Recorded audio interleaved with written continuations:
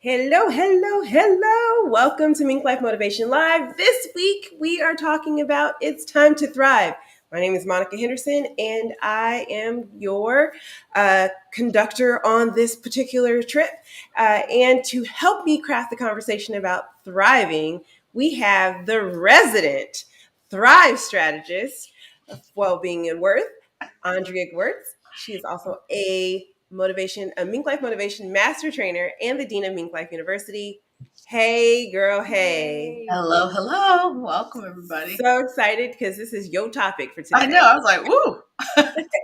And then also help us craft this conversation, our co-host Peggy MacArthur, who is the owner and photographer of Headshots by Peggy. She is a headshot strategist and a Mink Life Motivation Master Trainer.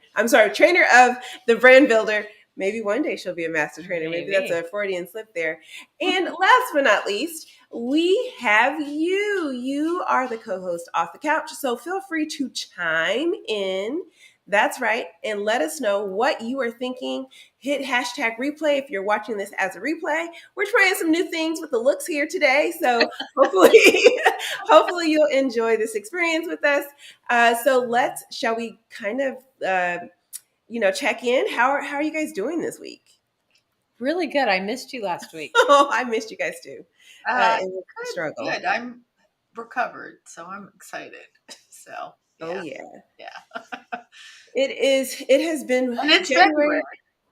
January was one of those months. It was one of those months that were like, we're going to come in ferocious instead of like a lamb. So I'm hoping that was kind of the Kickstarter of like, if you're not ready to level up in all the ways, we're about to get you ready to level up in all the ways. Because for me, I was living a lot of life, like actual, as Andrea says, in real life. Yeah, The real life was a lot. Yeah, I know. I think January was wild. 2022 is just like right here in your face. Mhm. Like, let's do this. Let's do it now. Yeah, in some ways, I felt like 2020 and 2021 were like years where there was things happening exteriorly to my life, right? So it was like the outside world was happening in like there were things happening, and this year has been the year where it's like it's now closer to home and internal. And so I feel like maybe 2020 and 2021 were practice for this very time in my life. So, but I'm excited to be here and back and hanging out with y'all so that we can actually do our thing. And of course, as usual, we want to really kind of lean into our new existence, I guess, if you will. And let's dive into getting motivated, right? That's the whole point of the show, is to help you get motivated. And the first question for our Get Motivated section is dun, dun, dun, dun, why is thriving your birthright? And I'm going to let Andrea actually go last on this one since this is her topic. And she's the ringer for this particular topic. And I'm going to let Peggy go first this time. So why is thriving your birthright? I'm going to assume that you put me first, not because I was going to be the weakest link. No, the not way at all. I like Andrea is going to be the ringer. No. All right. So I think that is absolutely what we need to focus on, is that we have the right to thrive. And sometimes we feel like we're not good enough, or maybe we don't deserve it. But why don't you deserve it? You have a belly button. You were born into this earth. That is your birthright. You were literally born on this earth. You were born here to thrive and succeed. And we all define thrive in different ways, but the way you define it, you have the right to live it. Absolutely. Oh, yeah. Andrea, would you like to kind of chime in on that? Yeah, of course, because I talk about thriving in all of its aspects all the time. So when I saw the topic today, I was like, oh, wow, am I prepared? And so what Peggy said, I wholeheartedly agree. We're born on this planet to do just that, to thrive, to live life really fully. Birthright, moral right. It's sort of the one thing that is kind of expected of you is to thrive. The converse is not. I mean, you hear about failure to thrive, and it's a really sad term often applied to children or plants or pets. And and you go, failure to thrive. It doesn't even sound right, right? Because it's like something failed to live or succeed. And so, when people go, why is thriving a birthright? You were born, I love Peggy, with a belly button. So therefore you exist. And therefore you have this almost preordained destiny like, depending on your frame of reference in religion, expectation to, show up in all of your glory and, contribute somehow. So thriving is something that definitely, if it escapes you to believe that that's capable, then that's something I hope you reach out and help someone bolster that belief. Because, you are innately, our bodies are innately wired to do just that, which is, we're supposed to live, and we work really hard to do that unless Yeah. we put obstacles in the way. So clinging to that as your birthright, as your first and maybe one physical responsibility, is essential to making everything else in your life work. Yeah, the none of us as children thought when we were going to get older, we were going to be stressed out adults, right? Like no one was like, when I get older, I'm going to like really lean into the stress of it all and I'm going to have a coffee addiction and I'm gonna get no sleep and my kids are gonna drive me crazy and I'm not gonna have a great relationship and I'm gonna hate my job when I get older. And that's what I'm working towards. Yes. Like no one thinks about their adulthood as that. And yet a lot of us have found ourselves in that space where everything about life is just hard, right? Just extra hard. And one of the reasons why I actually asked this question is because it's to imply that, wait a minute, it is my birthright to actually thrive. It's not my birthright to have to survive, right? Mhm. And I think we kind of are surviving our childhoods and surviving our early adulthoods and surviving those childbearing years and surviving being an elderly person. And the true purpose for us being here is to be able to actually thrive. I don't think we were created to just survive, because we wouldn't have had such a great understanding of our being, our amness, right? Like the actual Mhm. existence. We're like the only that we know of. We're the only animals on this planet that can actually contemplate our existence, Mhm. which means inherently we were meant to thrive. At least that's how I see it. Otherwise, we would just be on, that, what is it called? The part of your brain that only focuses on survival, right? Like that, Amygdala. Your the amygdala. amygdala, right? It's like otherwise we would only live in that space. We wouldn't have the Mhm. capability to enjoy music and art and poetry and love and giving back and taking care of others and all of those things. Those things wouldn't also be important to us. So I think when we're looking at ourselves in our lives, we should really be thinking about like what does it look like not to survive but to actually thrive, as yourself. And so that's why I asked this question. It was a little bit of a ringer question, but I think it kicks off the topic really, really well, because it's just time. It's time for us to thrive, like the topic of the day. So as we are kind of diving into this conversation, and today's going to go probably a little quick because it's the three of us, and this is one of our favorite topics. But as we are trying to stay inspired, and we have a comment from the community, so we'll like share that really quick.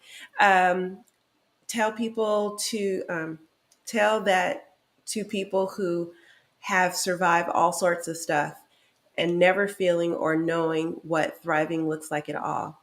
If we all knew that it was our birthright, I think more people would be able to create that in their lives. I think you're absolutely right, Raquel. Thank you for chiming in on that. That is inspiring, a statement alone.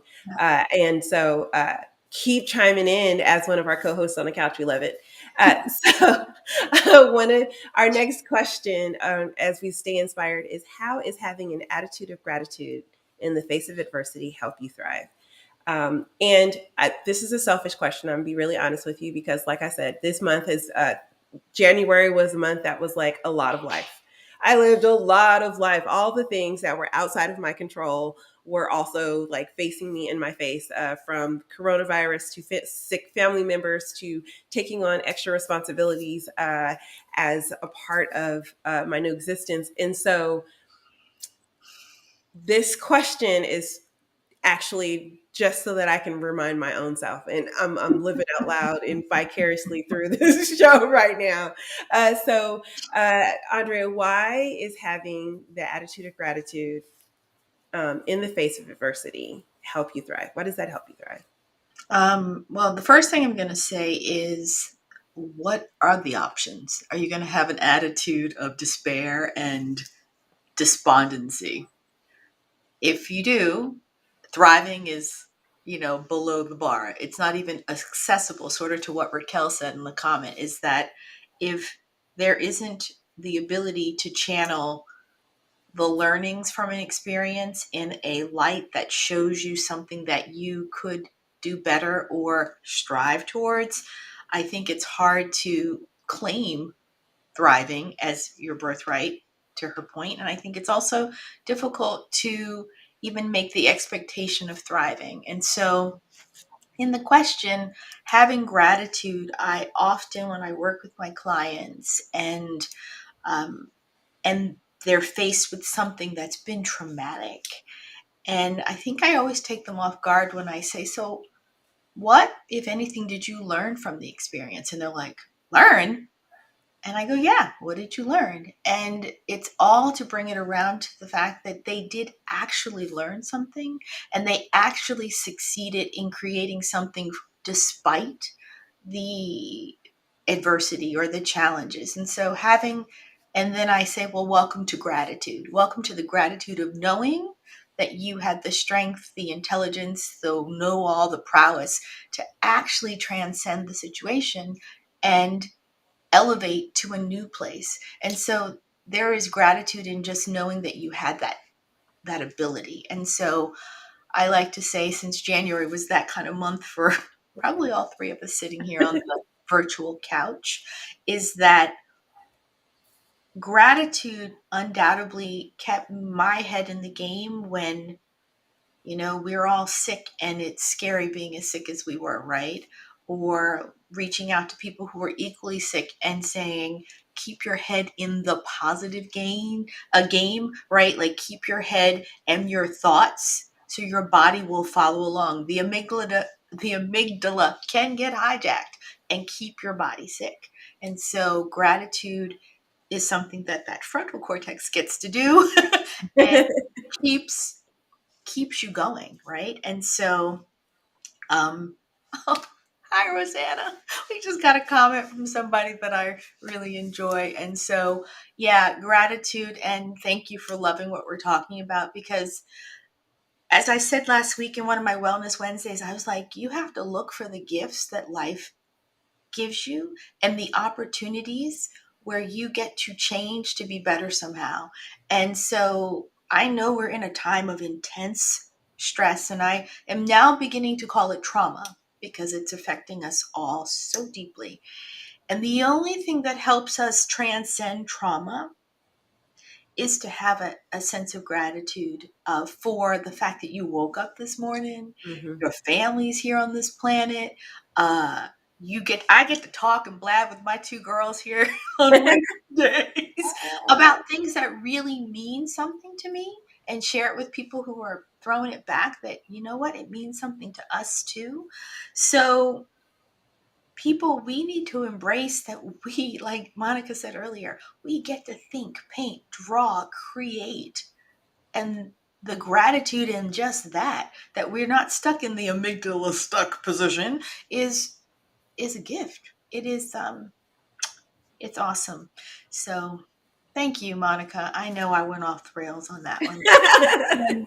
really on my mind. So when I saw the questions, I was like, how am I going to rein it in? I'm like, I'm not going to rein it in. No, no.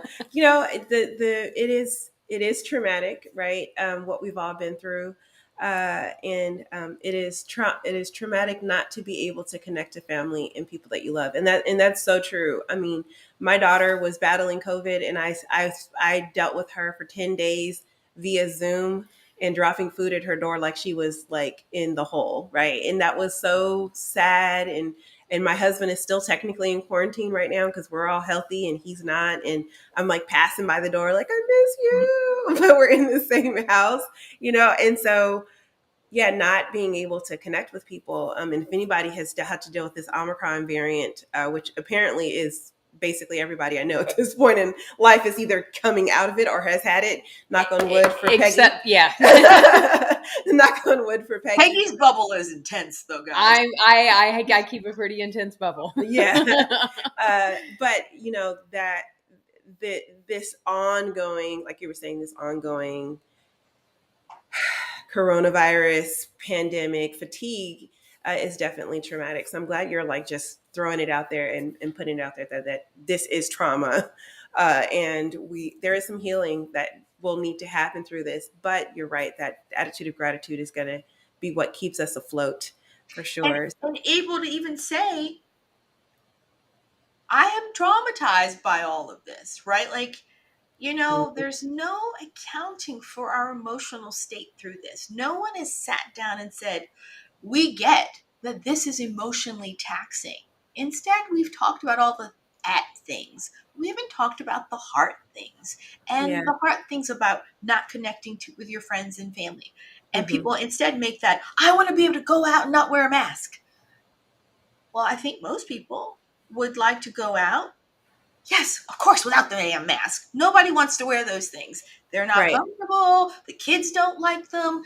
No one's saying they're a fun thing, right? And now Right. Omicron's even testing that. Like, you're like pulling your hair out. Like, what else do I need to do to be safe? Yeah. And God knows your amygdala gets hijacked because you don't feel safe, right? And Yeah. so, but then the attitude of gratitude is like, I have Zoom. At least I can talk to you.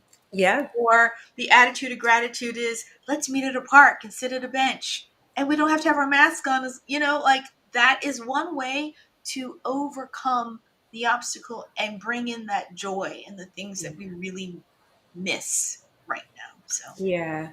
Peggy. And I think we've been fortunate. We've stayed healthy in our household, but we've had 7 people that are close to us die from COVID. So, it's not just if you've battled the sickness. This is traumatic for all of us. Everyone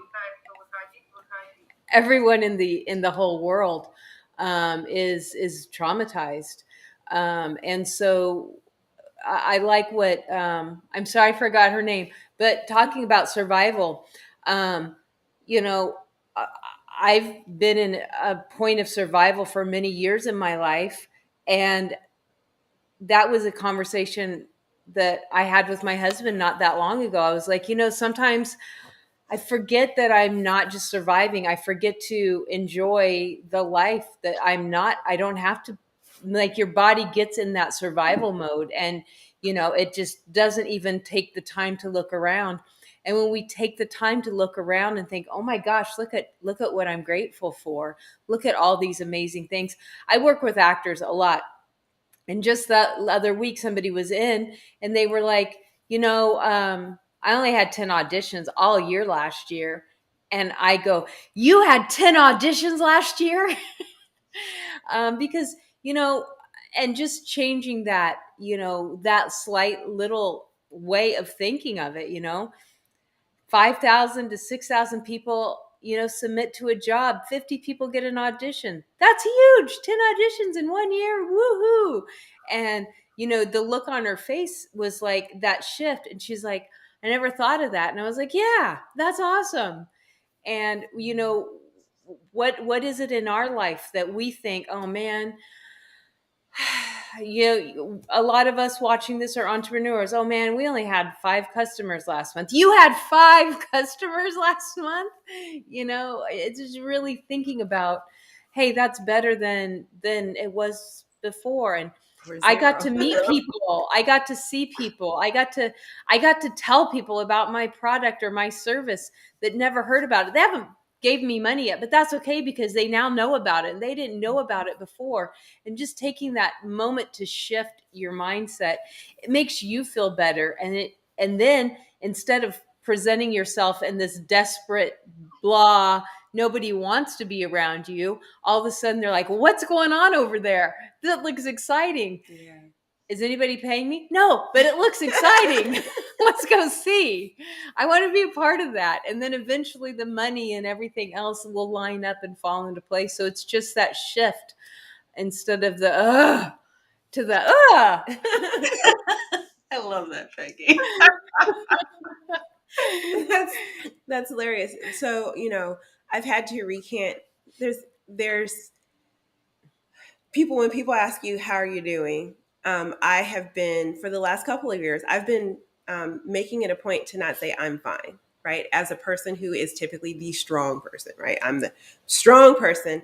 If I am not fine, I don't say I'm fine. I'm saying I have given myself some new phrases to give, like, I'm living a lot of life, which is what I've been saying to people recently. Because, because you have been I've living a been lot of living a life. lot of life, right?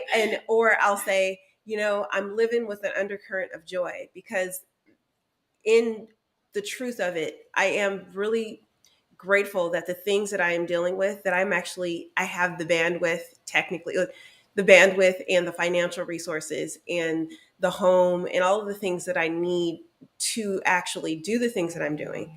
And so really kind of focusing in on the undercurrent of joy part and saying, the waves on the top are really rocky right now. I mean, full like tsunami waves are happening in my life. But when I think about, well, the stability of, even though we're going through, the COVID running through the family, right?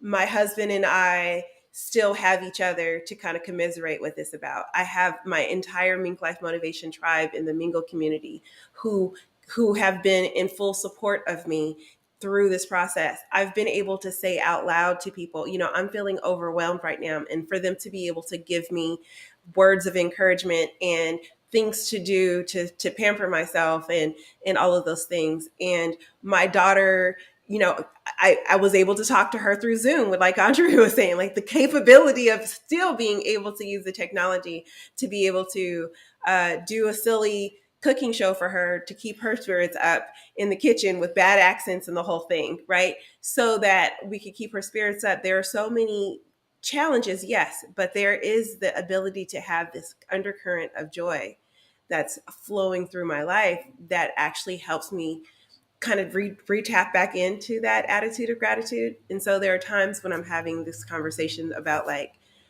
I'm going through a lot right now. It's like, but in the end, and everyone's like, you're taking it so well. And it's like, because I'm able to remember that undercurrent of joy and the ability to tap into that attitude of gratitude. And that has really kind of kept me going through all of the things that I've had to deal with in January. And all of them were out of my control. There was nothing I could have done differently that would have changed the outcome in any of those scenarios. That would have taken the pressure off of me in any of those scenarios. They were all things that were happening, that I just had to deal with. And sometimes we're living life where we just have to deal with the circumstances. And so that attitude of gratitude really can help you thrive. Now, right this second, I don't know if I feel like I'm thriving at this very moment, right? I may not feel like I'm thriving, but there are snatches of time throughout the day that I think, well, you know what? I'm actually handling this better than a lot of people. And then I feel like I'm thriving. And those moments are kind of where I am able to sit for a second and say, but you know what? I have everything I need, and the universe is conspiring for my good. And all of the love that I'm surrounded with and all the people that I'm surrounded by have been in support of me, even when I've had to cancel events or push things back or not give them the support that I'm used to giving them. everyone has been, let's support you through this. That's a lot. And when other people are saying, you got a lot going on there, it's a lot. It's a lot. But that has really been the case. So if I say all that to say, if you haven't really been able to tap into your attitude of gratitude through whatever it is you're going through, I would strongly suggest that you just take a couple minutes to think about, like Andrea saying, what have I learned from this experience? And what benefits has this brought me, even though it may feel like pain at the moment? And how am I growing because of this experience? And how am I able to actually tap into that more? Can I add something to that? Just I really mean, quick. both of Just us are like, go ahead, Peggy. I found that for me, because you said take a minute and think about it, I found that for me, writing it down, like take a minute and actually write it down, like actually go through the process of writing down, grab a notebook or your laptop or whatever, and write a list of things that are good in your life. Write a list of things that are going right. Write a list of things that are thankful for, because if I just take a minute to think about it in my head, like all the other thoughts will just like bombard me. But when I literally sit down and start writing, the list gets really big really fast and I get out of that funk really quick. It's like, oh yeah, I had a really good life. Like, are you kidding Mm-hmm. me? Like, things are really good. I And I was going to say the exact same thing because no, I because a lot of people, if you're listening and you're like, well, nothing is going right now. Like you're like up here, like anxiety, the like, they're talking about attitude of gratitude. I can't eat, I can't do this, I can't do that. Like Peggy says, take a deep breath and start writing. It is remarkable. This act of writing it down helps de-stress the entire body. And I have had clients where I've said do 3 every morning, like because they're so like wired for stress and they're starting their day so incomplete. And one got back to me and said, I kept writing till I had 10 and then I felt sufficient. And I was like, good for you. I am so proud of you because you went and kept going until you felt better, to Peggy's point.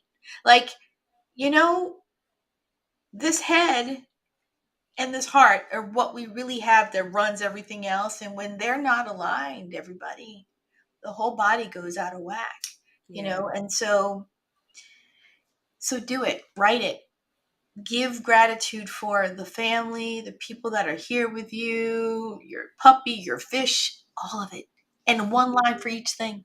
And then after a while, you're like, oh, it's looking pretty good.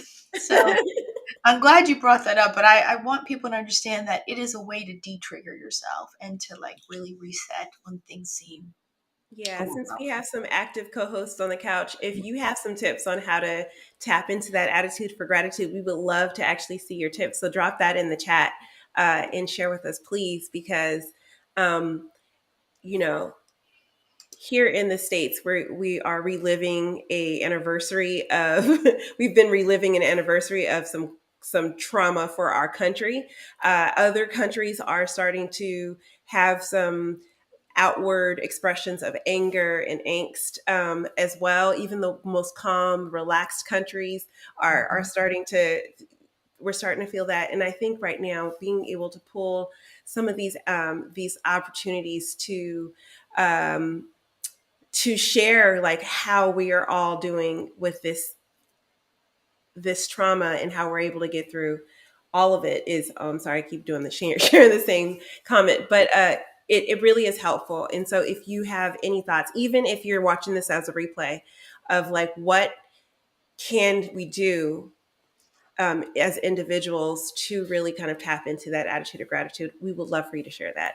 So we're going to kind of move along here, and we are going to really get ourselves keep networking. And some of the things that we kind of alluded to when we were talking about staying inspired and being tapping into that attitude of gratitude are really useful in this particular topic. So the question that we have for you guys is, who should you surround yourself with? when you want to thrive. Who is that? And this time we'll go to Andre since you're already in the big box. I get to keep going first, which is awesome. So I love this question, and I'm glad you added it here because after you've journaled and you have all this gratitude for whatever you list on your list, right? Um, then you actually have your roadmap of things that keep you up. You have your roadmap of the things and or the people and or the actions that motivate you to seek thriving. Now, I like, Monica, you were like, I'm not exactly feeling like I'm thriving right now. And thriving is defined differently for each one of us, right? Mhm. So if your version of thriving is you're out there, you get to go hiking and and you've been like sit in the house and you feel so weak and the idea of walking down the block feels like, oh my God, I don't think I can do it. You I'm need in to stop talking about me, okay? no, I'm talking about me. Like all this stillness is one of those things that's robbing us of physical thriving. All right. Hmm. And so then make sure find a friend, take a dog, get a puppy. I ended up with a puppy and I'm grateful because you know what, that little shrimp gets me out of the house. I've met all these people and I'm like, oh, I see why people have dogs. I was never a dog person and I'm slowly, and the dog would say, I got you hooked there, lady. But truly, it's a new community. It's a new place for me to show up. And even if we're just talking about our dogs, I'm out of the house, it's sunny, you're out there, right? So that's just like one thing, like find those things that you actually are thankful for. You have a list and do more of those things. That's like the easiest global thing I'm going to say. So Monica said something, and I had never fully thought about it in this light until 3 minutes ago when you said this. So I'm going to go. I'm going to tie it all into the question, I promise, but I'm going to go off the rails just for a second. You mentioned how, as a nation, the United States is dealing with an anniversary of craziness, and other countries are, kind of showing up with, turmoils and things in other areas than we're used to seeing. And what I thought, and I had never really thought of this in this way before. I've mentioned it in other topics like business and so forth, but we've been headed towards a global society for years. But the pandemic really, really opened that up because we were all sat right here on our Zoom in front of our thing, and we realized, oh, why can't I do business in South Africa? Why can't I do business in why can't I have a coworker that's in Australia? Like, why not? It's right here. And I feel like we we need to realize that we are surrounding ourselves globally, not just locally, not just in our house, not just in our town, not just in our state, not just in our country, but we are actually able to surround ourselves globally. And we're in a time of change. I really think that's why we're feeling January hitting us hard in the faces because we're stretched, and it's good. Like I've told Monica a few times, I'm like, all right, this rubber band is tight, but we're gonna fly, far. It's okay. We got this. um, but I think we need to surround our really be conscious of who we surround ourselves with and what we're surrounding ourselves with, and realize that we are now surrounding ourselves globally, and don't be ignorant as to who we're surrounding ourselves with. Yeah. I think we need to surround ourselves intentionally. Intentionally is my answer. I love it. Yeah, so as a person who from childhood has always been like, I can do it by myself. I can do it by myself. I got this. I'm a big girl. I can do it by myself, right? From like little, the strive for independence and the strive to be able to do things on my own has been very strong, and is still strong in me to this day. I don't think it'll ever completely go away. But what I have learned through this pandemic and through this experiment that is called this global this global community that we've been practicing for the last 2 years is that we need other people to go further, and we need other people. And even as introverts, shout out to all my introverts who are like less likely, who only need 20 people 20% of the time, and the 80% it's a bit too much. That that need to actually interact with people and to see people in transit and to see people moving and connecting and growing together is something that I think we all took for granted a bit before this pandemic.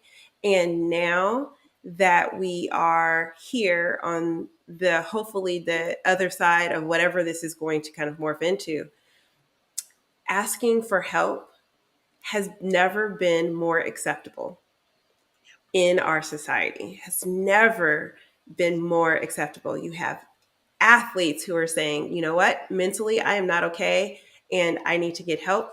You have helplines popping up everywhere because this has been the most okay time for you to say, I don't got this and I need some support. And I think surrounding yourself with people who, one, are willing to come from a place of contribution in that way and actually be of assistance and be of help is one, but also to be the person who's coming from a place of contribution and being able to support others. I think when I thought things were going great for me and I was not in need of people so much, had I not still came from a place of contribution and supporting others, I don't know that I would have gotten the pour of love that I gotten when it was time for me to need that same kind of help. I had people who I had helped turn around and help me, right? I had people who I was the go-to person to be able to answer their questions, turn around, and they do the same thing for me. And so I think when we've been talking about networking, for the last year and a half as we've been on this show for forever. And about it being like, who can you ask for help? It's also, can you be the person that others can ask for help from? And that mutually beneficial relationship of ebb and flow, it's really what's necessary for you to thrive, but also for you to be able to tap into that gratitude in the face of adversity, and to be able to really kind of own your humanness, right? And your ability to kind of get out of it. And there was this phrase that I used to say to people, and I did not realize it was so important until I needed it myself. And I would tell people, you can call me even if it's to yell, if it's to scream, if it's to cry, if it's to laugh, if it's to rant. You can call me anytime for any of those things. All of those things are okay, because I knew for other people that was super important. What I didn't realize is I was going to need that same kind of support from other people. And as we were going through all of the things that we've been going through for the last month, there were some times where I was like, I just need to get this off my chest. And I would go on a full rant of like, I can't believe blah, blah, blah, blah, blah. And then my friends would go, yeah, okay. And then they're like, yep, that's something.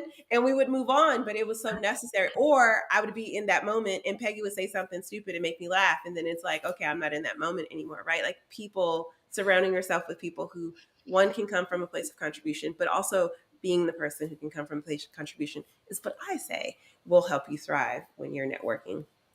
So thanks for letting me go off the rails there. We're all taking turns today on going off the rails. So as we move the show along a little bit and we talk about gaining knowledge, this is our lightning round. We'll really just tap into that one major tip on how we can stay in this moment of thriving. So the actual question is, what is your one tip to live healthy, wealthy, and fulfilled? What is your one tip? And I'm going to let Peggy go first this time. Thank you. I was about to just start talking. You started first. And she did two in a row. I was like, don't do this to me. The Thrive strategist in front of me. Mirrors and maps.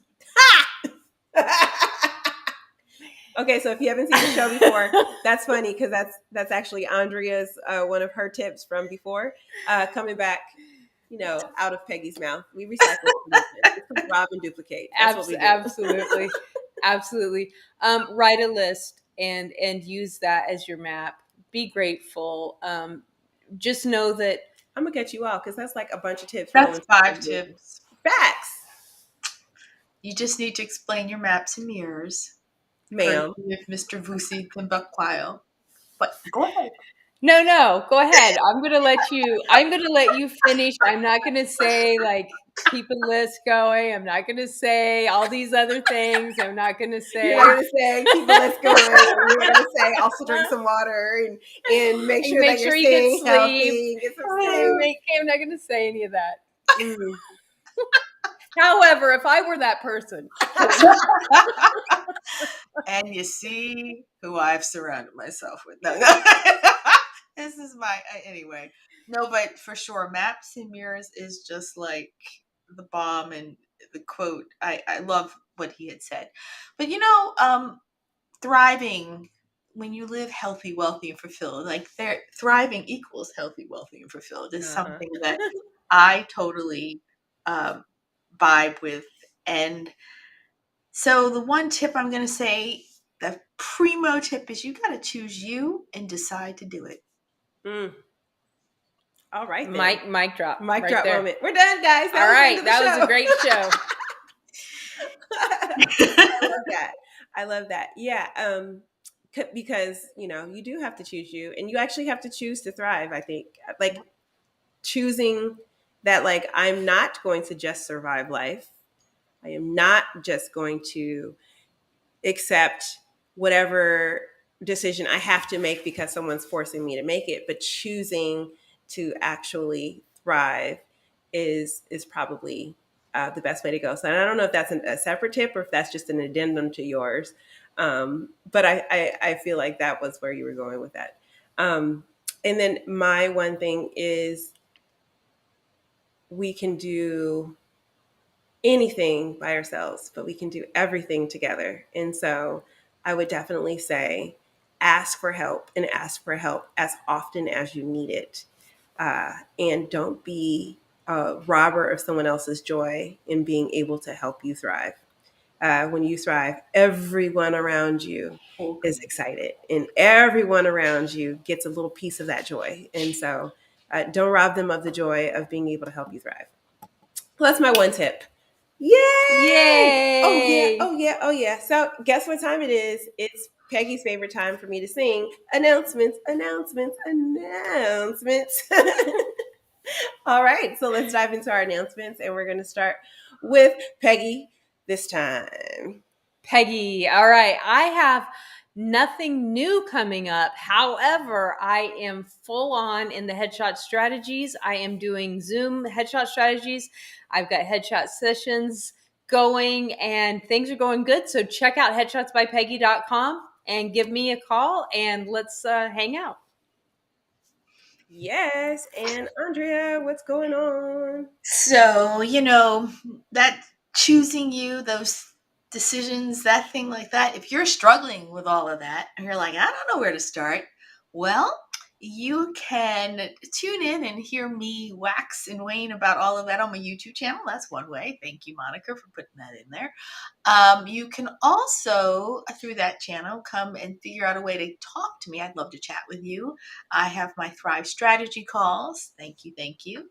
And last but not least, I am gearing up to, if you're ready to make that change and like really dive deep and dig into that, I'm going to be doing I call it my rejuvenation, my rejuvenators all out there say, hey, and we're going to be launching at the probably end of March. I'm going to take another 8-week group through like how to thrive and like live in your own best self. So that's coming.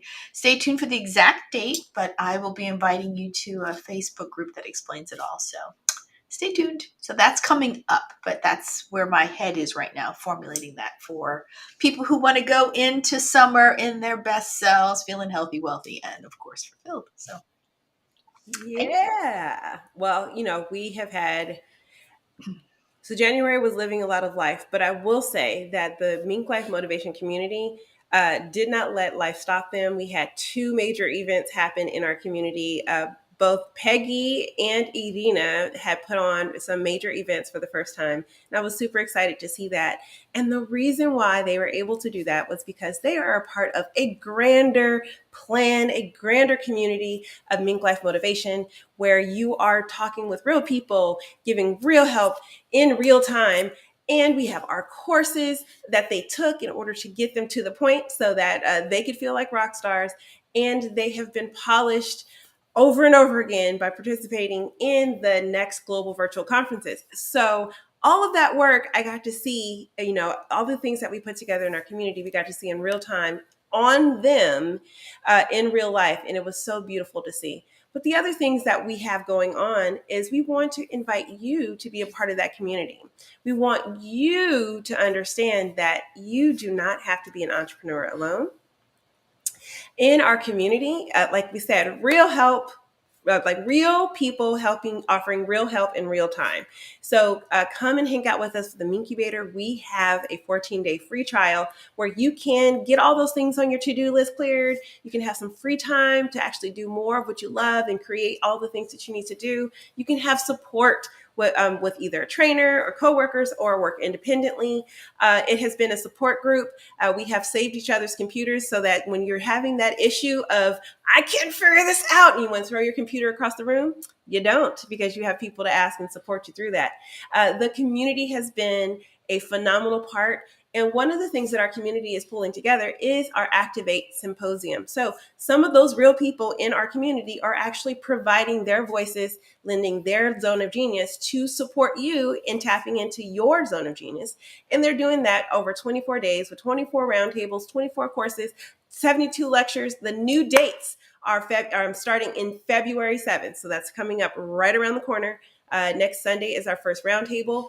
And if you are a speaker, your voice is needed right now. Please help us, help everyone else activate their zone of genius. If you would love to, we would love to have you as a part of our community as a speaker. And that is it for our show. I am so happy that I get to spend my time daily with these two lovely ladies, and every week on the show, spending time with you. All thanks to all of our co-hosts on the couch, Rosanna and Raquel and Irina. We love that you chimed in to this conversation. And remember that you have the voice, you have the opportunity to activate the vision within.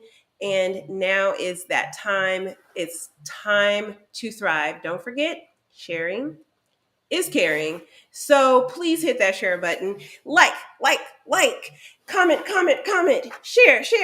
I'm going to do a new cheer, create a cheer for that, so you know what to do. We will see you not next week live, because we will have a series of replays, but you will see us all next week as we are having our Activate roundtables on the same channel. So if you love this conversation, guess what? We're bringing those experts to you in your home. If you would like to be a part of our live studio, we would love to have you. Go to minklifeuniverse.com to actually get tickets to be a part of the live audience. And we will see you very soon. Bye-bye. Bye.